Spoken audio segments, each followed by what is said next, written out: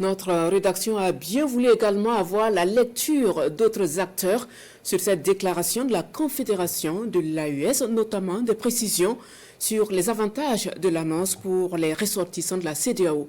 Nos reporters Bernard Kwambelem et Oumou Sissé sont allés à la rencontre de Oumarou Paul Kwalaga, expert en relations internationales. Suivons donc le compte-rendu.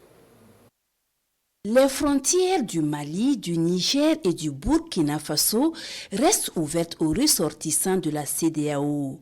C'est l'essentiel de la déclaration du Collège des chefs d'État de la Confédération des États du Sahel.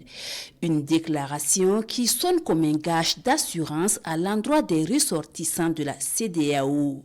Mais on peut aussi dire que quelque part, avec l'UEMOA déjà, puisque nous sommes encore dans l'UEMOA, de façon très claire, pour les États en tout cas francophones qui appartiennent à l'UEMOA, il n'y avait vraiment pas grande inquiétude. Je crois que ce message aussi, dans mon analyse, c'est surtout pour les États aussi qui sont en dehors de l'espace UEMOA.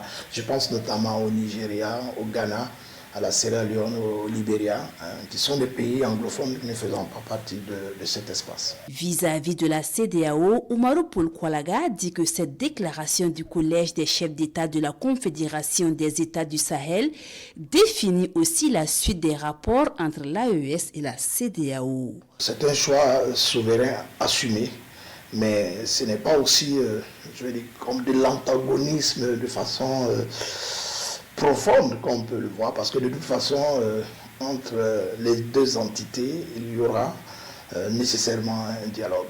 Donc déjà, en faisant cette déclaration, et c'est à la fois à la communauté aussi de la CEDEAO, sur la volonté probablement d'engager après un certain nombre d'échanges, de dialogues pour trouver, je vais dire, de façon harmonieuse, les rapports qui vont se développer après. Cette déclaration est une bonne communication et vient à point nommé selon Paul Kwalaga, car intervenant à la veille de la rencontre des chefs d'État de la CEDEAO.